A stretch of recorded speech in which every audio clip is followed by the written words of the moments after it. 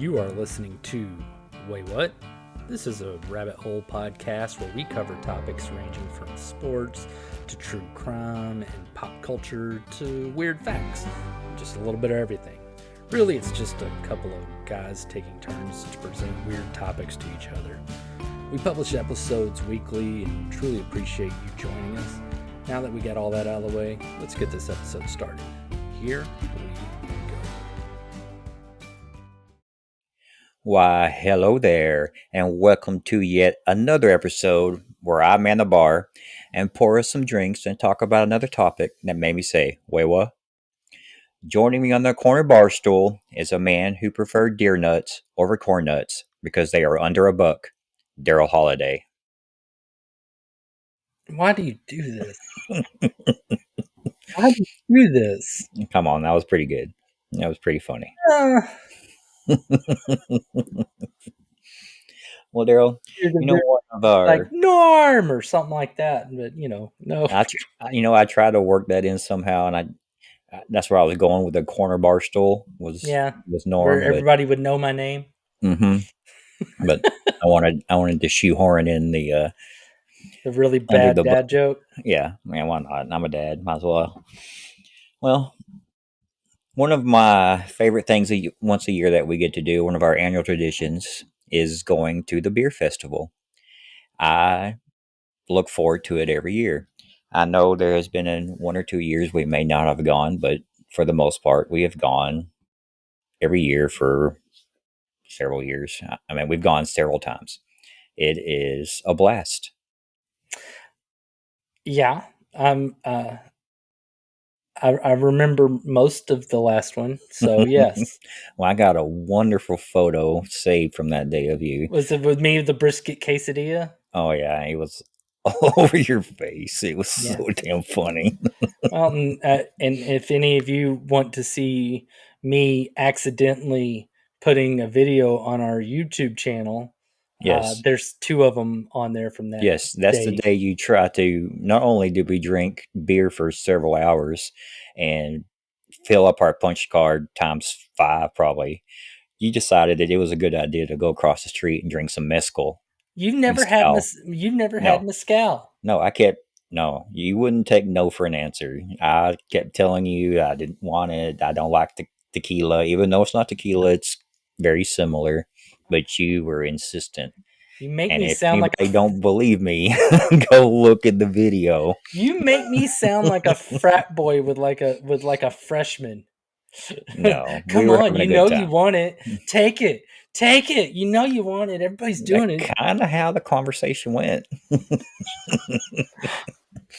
It was great. It was fun. And we walk around. We try all the different beers. Try all the different ciders. And it just made me curious on how many types of beers there actually are. There are over 100 beer styles recognized worldwide and close to 10,000 breweries in the U.S. alone as of 2022. And that was my Waywut moment. So grab a frosty mug and fill it to the top as we are about to talk everything beer. Well, all right. Like I said, although there are over 100 beer styles, but believe it or not, there are only 3 types of beer. Beer can be considered an ale, a lager, or a hybrid. Okay. And the difference in an ale and a lager is the temperature of the fermentation and the type of yeast that is used. Ales ferment at a warmer temperature, somewhere in between 68 and 75 degrees Fahrenheit, and can be ready for consumption in about 10 days. Lagers ferment at a colder temperature, around 50 degrees Fahrenheit, but can take weeks or months to age. This difference, brewed cold. Yeah. The difference allows ales to have some of the spicy and fruity type of flavors, and lagers taste like their ingredients. The bitterness, the hops. You could taste it in the beer most of the time. Okay. Think about a Corona. That little aftertaste that it has. That's which is funny though, because like I hate IPAs. Oh yeah. I do not them like them either. With the passion. Yeah. And yet I figured that would be where you would taste like most of the ingredients, because they taste very floral. They taste like flowers, and I hate it. With some common form of ales, like you've already included, are the IPAs as a common form of an ale. Your Hefeweizens, like your Shock Tops, your Blue Moons. Hefeweizen. Weizen. Hefeweizen. Weizen. Blue Moon. I'm actually representing the Blue Moon shirt right now. But Okay. the Blue Moon is basically 50% wheat beer. You have your sour beers, your dark beer, the stouts and porters, and your Saison. These are your spicy and peppery beers. Uh, Saisons. it's Saison. I think it's a saison. Saison. I don't know. Saison. I've tried a I'm gonna majority of enjoy all these correcting beers. you the entire episode. Anyway, I can't talk. We've already established I am not a very good talker. I can't even read correctly, so we're just moving right along here. I read good. I read good. No, I've tried. There was a time where I was trying all these beers at Kroger, where they would do the 6-pack, where you would go in and try all the loose beers they had. You would try just fill up a 6-pack. Yeah, And I tend to do it around the seasons so that I can be like, okay, I'm gonna try all the pumpkin beers. And then at one point they had like all these different chocolate and peanut butter beers. So I was like, okay, I'm gonna have a Reese's 6-pack. Just did various chocolate and peanut there's butter all beers. kinds of beer, and most of them tasted very similar. And there's a few that would stand out that would just be god awful. Like, how could they even pass this as drinkable? There was one that shocked me that I'm still stunned that how much I liked it. And I would get, I don't drink very often, and it is one that I don't mind having like a 6-pack of it, and I'll just have like one every once in a while. It's a Snickerdoodle beer, Snickerdoodle, like the cookie. like the cinnamon, yeah. Yeah, it is so freaking good, and the aftertaste is almost like powdered sugar sprinkled in your mouth. Mm. It's Yeah, I really like good. some of the fruit flavored beers that Samuel Adams had, and there was one that was Yeah, good. Yeah, but the thing, I don't even like Samuel Adams that I was much. gonna say Their I normal hate beer Sam is not that Adams. good to me, It's but very good. a lot of their flavored beers, pretty good. But I was saving all the beer bottles and trying to be unique and using them as my decorations in the kitchen. But I Until you tried. figured out that that's not unique at all. No, no. But a lot of these beers, like I said, pretty much tasted the same, even though they had different names, and most of them were decent. But some of them tasted like crap. They were not good. One that stuck out was one called Moose Drool. I Yeah, don't think that was supposed to taste good. no, it was a dark beer. It was disgusting. I took one drink and I poured the rest down the sink just to keep the bottle. Did it have like a high alcohol percentage? Some sort of redeeming quality? No. No, no. The redeeming quality, I think, was the name, just the unique name. Somebody's like, God damn, we made a really shitty batch of beer. What are we gonna do? Just give it a cool name so people just buy Be it for the creative. label. Yeah, it's like them people that make them ranch flavored sodas and the hot wing flavored sodas. It's not. Enchilada flavored, Yeah, yeah. it's not going to taste good. You're just buying it for the novelty. We bought like 3 or 4 of those a while back, and then we all tried different ones. And I forget, there was one that was like a weird taste that I was like, I kind of dig this. I can't remember what it was though. Well, the most popular type here in the U.S. is the Pilsner. That's your Coors Light, Bud Light, a Michelob Ultra. That's all falls in the line of the lager category. Have you ever thought about how like Coors Light is like the Diet Coke of beer? Because like Coors Banquet, the tan label, It's pretty strong. I love that beer. It is one of Yeah, my favorite beers. You the put a banquet you put beer. a Coors Light in front of me, I won't touch it. I hate Coors Light. It tastes terrible. It's a And it's like huge difference. Yeah. it's a huge difference. So it's kind of like how Coca-Cola tastes like it, whatever, and the Diet Hmm. Coke tastes like something completely freaking different. That's Right. why they had to do Coke Zero. They're like, okay, for people that want to actually taste something that tastes like Coke that doesn't have all the calories, here you go. Well, to And that's borrow a joke from Mitch Hedberg, if the diet and the regular taste the same, then they fucked up.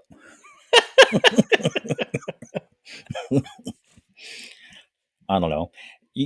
Like Budweiser, I can't drink Budweiser. I don't. It's too strong. But Bud Light, that was our drink back in the I day. And I like, but they still don't taste like drastically different from each other. I mean, the thing with Budweiser, I like Budweiser. I like it better than Bud Light, but the thing is, Budweiser is a very heavy beer. I drink like mm, 3 of those and I feel full. Well, hmm Mm-hmm. In my youth, I would drink 3 of those and I would be full. Nowadays, I'd just be like, "Oh my god, this is just so strong." Yeah, one of the first times I got drunk was on Budweiser.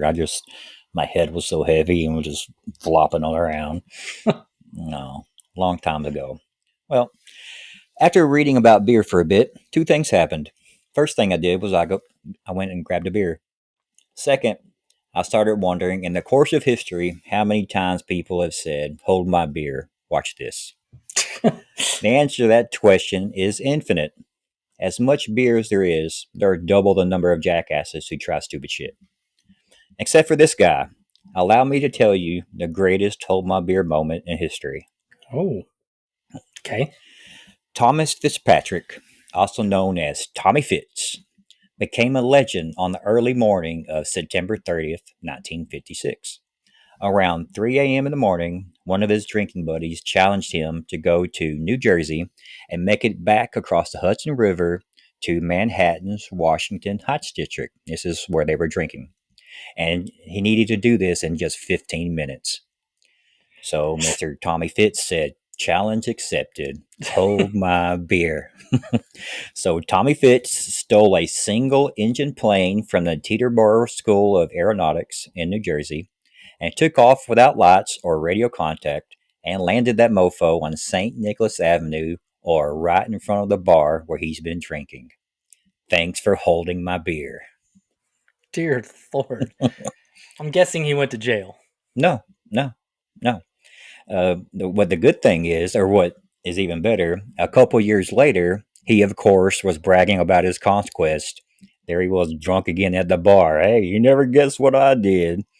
Of course, a bar patron didn't believe him, so they said, "Do it again, prove it." So he did it again on October 4th, 1958, just before 1 a.m. So cheers to the greatest hold my beer moment in history. Jesus. That was pretty great. It took some balls. Really? It's like You really dare me? it's like Okay. I mean, like, I don't know, it makes me seem it sounds like a Grand Theft Auto mission. Yeah. Go steal a plane, Yeah, blink it's on like the street. it has a timer and it's like, yeah, go here, steal a plane, fly here. Oh gosh, wanted level, Yeah, that's pretty funny. All right. We have all chugged a beer before. We have all bonged, funneled a beer before. We have all shotgunned a beer before. And yes, we have all puked up beer before. Have you ever drunk a beer out of a shoe? No, No, me that's neither. gross. Drinking from a shoe has been said to be a bringer of good fortune, a hazing punishment, or to get the party going. This practice is particularly popular in Australia. It's called an Australian Shoey. Australian Formula One driver Daniel Ricciardo made the tradition famous around 2016. He credits a few Aussies called the Mad Hueys.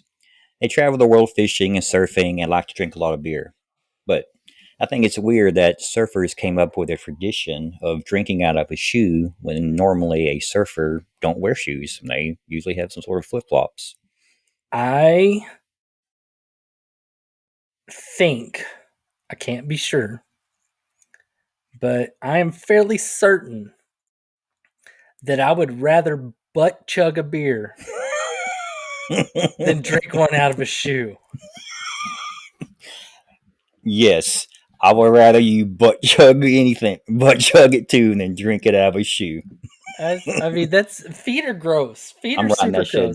down. I'm gonna offer you a beer out of a shoe next time we see each other, and you're gonna say no. I I'm don't like, drink well, you know very what the often. I option don't is. drink often enough to be like, oh, yeah, no, I'm gonna do no. I don't know. I will not do either. I'm You just can drink saying, it from your butt. if somebody, pointed a gun at me and handed me a shoe full of beer, I'd be like, "Do you have a beer bong with a really small tube? Because I'm tight." And I would Uh, let them pour that beer in the funnel right up my butt before before I drink. I mean, if it's my shoe, it's a no go. But god dang, if it's somebody else's shoe, I will cut you. No. Yeah, I said regardless if you're drinking from a shoe, whether it's yours or somebody else's, it's a very popular way to celebrate your victory. Not only Maybe that, the crowd loves watching someone drink from a shoe. I They would go go absolutely nuts. Walmart and maybe buy a brand new shoe. But no, even then, somebody about to try it on. Ugh, no. Well, one of the last wrestling shows, they were in Australia, and I can't remember who did it, but somebody did an Australian Shoey on in the middle of the ring. Nope. Nope. Yeah, I don't think I could drink out of a shoe. Right, but if you had your choice, somebody gun to the head, shoe or butt chug, what's your choice? I think I'm going to drink out of the shoe. You want all the butt play. No, it isn't that I want the butt play. I just don't want athlete's foot in my mouth. I don't want to get athlete's tongue. I mean, at least, it's, I don't know, it's almost like medical whenever they're doing the butt chug. And it's like, yes, I had an alcohol enema because. Well, technically, isn't athlete's foot a yeast-like It's substance? a fungus. It's a fungus. So it could be like yeast in a way, maybe adds a little flavor to it. I don't know. I'm not trying to say we should all be drinking out of shoes. About yeast. All right. Well, not to be left out, a boot is also part of this tradition. Drinking from another soldier's boot was a hazing ritual in the German army. It was also a tradition for the German soldiers to pass around the leather boot filled with beer to bring good luck before a battle. They would also drink from the general's boot after a victory.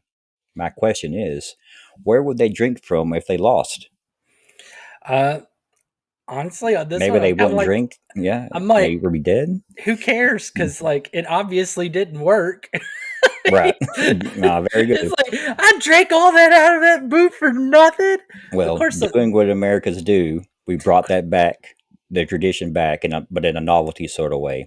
And the Das Boot was born. Oh, from the movie Beerfest? Yes, and that's what I'm about to talk about next. Now, with all the chugging and drinking, of course, there were competitions. Probably the most famous of these was highlighted in the movie Beerfest in 2006. It's called The Race. You make teams of at least 4 against 4. The first 3 from each team get a mug or cup of beer, except for the 4th guy. He gets the boot. It's 1 liter of beer. Can you imagine drinking 1 liter of beer all at once? Just chugging it down. No, because hell, way. Just even with regular bottle size. So back when we were in our 20s, and we would do the drinking games all the time at your apartment. Anytime we did waterfall, and for those of you who are not like lushes like we were in our 20s, waterfall is whenever you sit in a circle and you all have your beer, and whoever elected to start or whatever, they start drinking their beer, and the person to the left of them starts drinking after them, and it goes until it goes all the way around, and you're not allowed to stop until the person on your right stops. And whenever I would always start that with like a fresh beer, because I'm like, I'm gonna make somebody miserable. And then whenever I'm stuck waiting on somebody and my throat is feels like it's getting hypothermia, it's sitting there trying to chug a cold beer, filling up with foam. It's just, I couldn't imagine doing that for a liter. I mean, those bottles were what, like 16 ounces? The liter? No, the regular bottle of beer is like 12 ounces.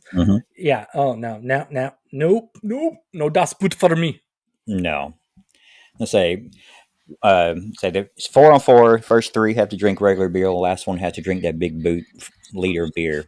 They start, and the first team to win finishes, or first team to finish wins, I guess. I think the big question is if it's cold.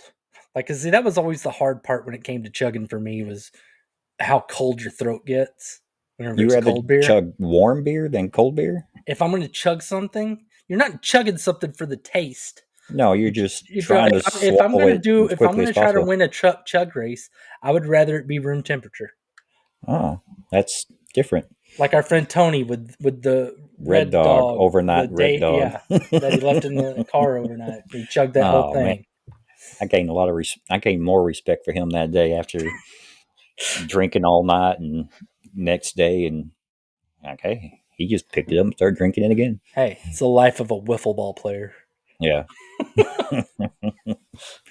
Well, it reminds me, that I was just saying the first team to finish wins, and then, but do you really win? Because do you recall the Super Bowl party we had where we had Jello shots and you won uh, the I got the football score squares, right. and then you got your prize was the biggest Jello shot, and of course you took it like a champ.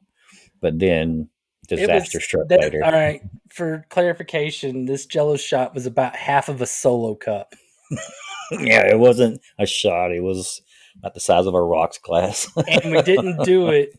And we didn't do that until after the game. So that was a whole game Hmm. of drinking, and on top At of the that, Super Bowl, yeah. yeah, and on top of that, if I recall correctly, my dumbass also decided to sample some herbal remedies Hmm. during that, and I haven't, I don't, I didn't, I still don't do that very, very, very, very often, but the back then I didn't, I Yeah, you rarely didn't do did it that, ever.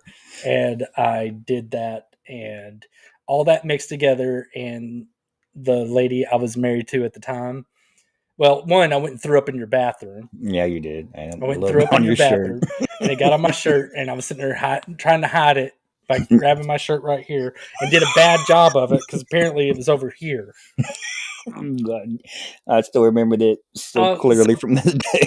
people that aren't watching this, I was grabbing the upper right part of my shirt when the vomit was probably more towards the middle, and But the way you're trying to hide it just by crunching your shirt together like it wasn't obvious. yeah, and from there I needed help. Me and Jason lived in the same apartment complex, but in different apartments.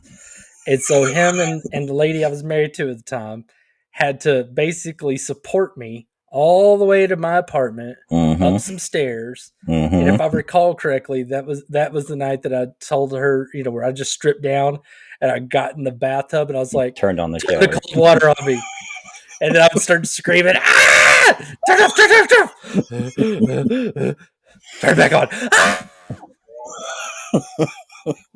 Just trying to do anything to make that level of intoxication go away. Oh, like I said, did you really win? What was your prize? I mean, That was y'all's stupid idea. I didn't hold you down. Well, I didn't think I would get a score right. I never win anything with football. You can ask my Oh, fantasy football league. They tell me they laugh at what a big loser I am at whenever it comes to picking football stuff. And all of a sudden, that time, whenever it's like a half a fucking Jello mold of Jello shot. oh my God. Oh, that's pretty damn funny. I said, I've never been a big chugging beer person. I couldn't do it. There's several times playing them games and you chug a beer, then you say, I'll be right back. I got to go to the bathroom, or I'll be right back. I need another beer. And you go into that other room and throw it all up into the sink or into the toilet. It's Or on hard to your chug shirt. beer or on your shirt. Yeah. Well, speaking of throwing up, I'm not sure how these people quite do it, but there's a thing called the beer mile, and it has gained a following with both athletes and beer lovers.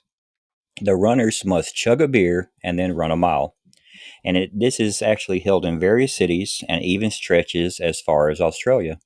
The most well known and organized beer mile is the Flow Track Beer Mile World Championships held in Austin, Texas. Huh. Have you ever heard of the Tough Mudder? Yes. At the end of it, you get a beer. Hmm. So you're sitting there crawling under electrified barbed wire fences and Mm-hmm. climbing all over obstacles. And then if you drag your bloody carcass to the end of it, they're like, "Here, have a beer." Yeah, that'd be great afterwards. But this is, you got to chug a beer and then run a mile. How do you You not know, just throw up everywhere? I could do it in my 20s. The You mile could would have chug a been beer and run a the mile. mile would have been the hard part.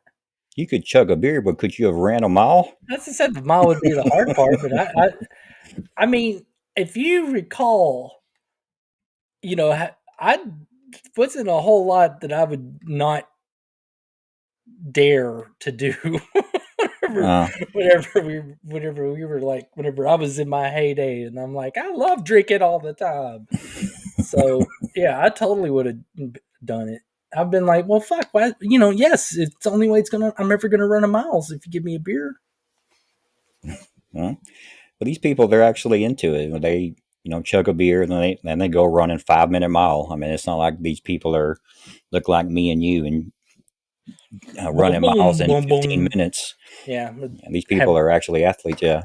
yeah. They don't have their flab bouncing while their beer bellies bouncing while they run. Oh man. It reminds you mentioned waterfall as one of the games we played. Mm-hmm. What was, I think, the ones we used to make up, the when we get a whole deck of cards, and then each one we would make up a rule for each one. For Like, each card, yeah, yeah. like two would be a social drink, and then Ace would be a dare. dare, and then Let's see, 7 was buzz. buzz or banjo, however you want to play it. Yeah, and then we had like 5 was make a rule, I think. Make a rule, and then like, make somebody drink, or it was fun. Yeah, It was fun. So, with all this beer consumption records, or excuse me, there has to be some beer consumption records considering how gluttonous of a nation we are. Here's what I found. As mentioned in a previous episode about drunk, stoned athletes, Andre the Giant was a heavy drinker. With his massive size, he can kill bottles of beer with ease. He holds the world record for drinking 119 standard 12-ounce bottles of beer in a 6-hour period. Jeez Louise. That equals to be roughly 11 gallons of beer. No. No. No. I mean, he's massive and he's big, but that's still a lot of liquid. What's so funny is like, you know how like beer like almost it doesn't, but it seemingly shrinks your bladder. Mm-hmm. Could you imagine having to piss out 11 gallons of beer? When I drink one beer, it feels like I do have to piss out 11 gallons of beer. Yeah, exactly. I mean, if I drank 11 gallons of beer, I'd be pissing for like 3 or 4 hours straight. I'd have to like throw out all my dignity and sit down to pee. No, your liver would be like knocking from the inside. Please stop. Your mouth. Try to block the entrance. No more. That's great.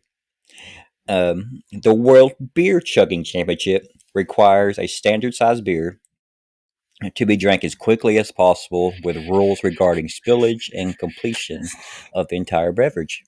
So, sorry, Stone Cold, you would fail miserably at this competition. Yeah, because he would spill all of it. Oh, he barely drinks any of it. Yeah. He mainly pours over his face and then gets a little bit on his beard and then moves on. Yeah. Anyway, the current record is 1.6 seconds by Peter Dowdeswell in the UK. This was 16 ounces. He drank this 16 ounces, a pint of beer, in 1.6 seconds. That's basically one swallow. All right. Oh man, this is one of those jokes that might get me a little on the canceled side. But I mean, does he partake in dick sucking? Yeah. Because I'm wondering if he's got himself a girthy fella, it might have pried that open. Just pried the throat open to where he can just dump the beer in like you poured it into a cup. Just I mean, yeah. I think that is to it. No, but I think that's a valid question though, because I think that's like, sir, have you had performance enhancing cock? He's missing his uvula. Why do I see vein impressions on the inside of your throat? What are you doing with your hand?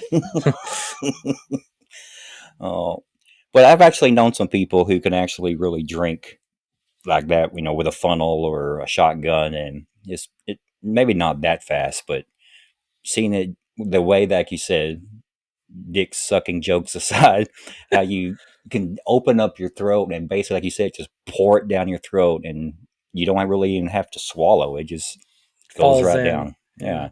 Some people can do it, some people can't. But this guy holds the world record.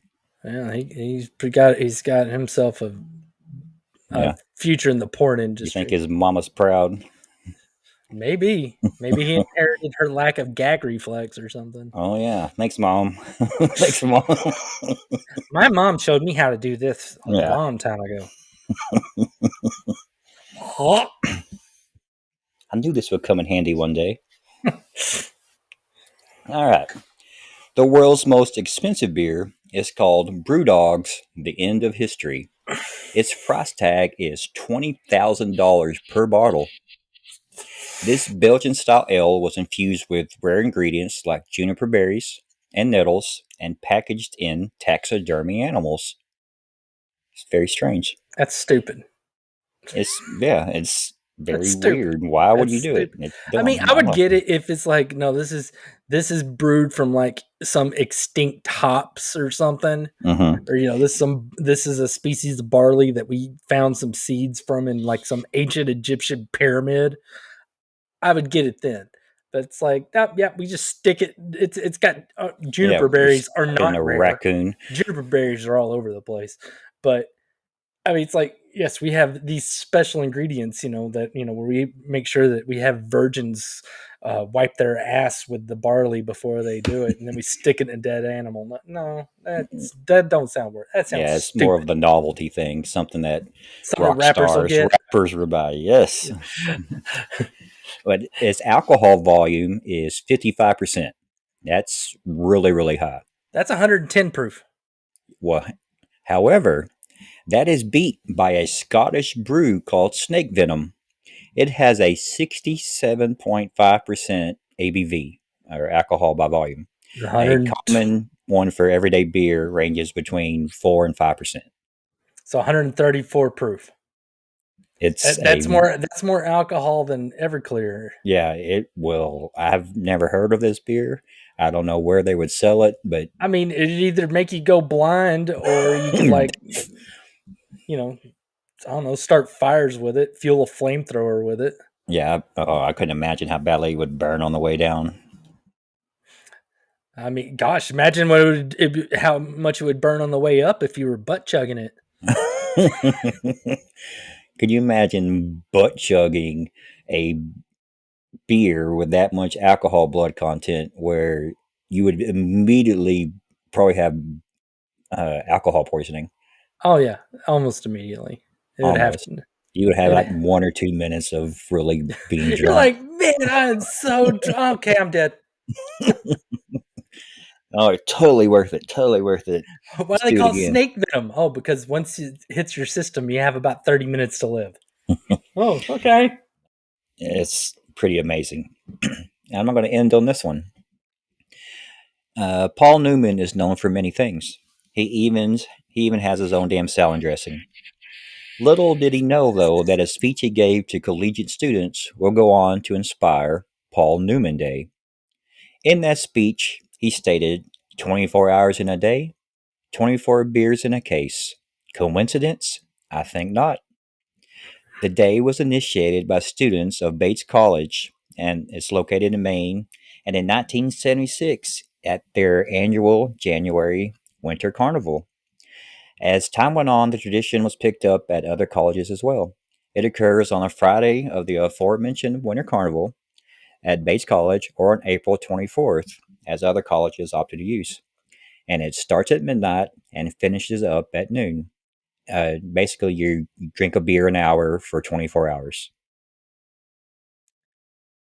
That sounds like a lot of work. It's a lot of work. It's very similar to the Power Hour or the Hour of Power or whatever it's called that we used to play, where you take the little shot glass, you fill it up with beer, and then every minute on the hour, you take a little shot of beer. And it ends up being like 2.5 beers. But this is drinking 24 beers in a 24-hour period. That's too much work. I mean, like, Well, as a collegiate student, you know damn well they're all about it. oh yeah, no. Back in our 20s, I'm certain we would have thought it was a freaking brilliant idea. Oh, yeah. It would be every day would be You'd be Paul like, Newman what are you Day. talking about 24 in a case? Screw that. Let's get a 30-pack and have a couple of bonus beers. Yeah, stay up for an extra 6 hours. I don't know. Well, so that will do it for this week's episode. Return to happy hour next week when Darrell mans the bar and pours us a stiff drink that made us say, "Waywut." You're so cheesy. Hey, You're so cheesy. hey, I like it. It's getting better. I know, no, it's fine. That's who you are. You're the I'm cheesy the cheese ball. Yeah, you're the cheese ball. Yeah. All right. All right. Well, see y'all, folks. Yep. See y'all later. Thank you for listening to Waywut. We really appreciate it. Remember that we post episodes every Tuesday, and we'll throw an extra one on Fridays if we feel like it. Don't count on it. You never know. We would love for you to follow and rate us, review us, anything on Spotify, Apple Podcasts, Amazon Music, or Pandora, or just wherever else you listen to the podcast at. If you're watching this on YouTube, throw us a comment, subscribe, notification bell, do all the things that YouTube likes for you to do so that, makes other people actually possibly find our videos. You can also stalk us on Facebook, X, or TikTok. Just search for the handle Waywut Podcast, WAYWUT Podcast. Once again, thanks for hanging out with us for a little bit, and join us next time. We'll get you to say, "Wait, what?"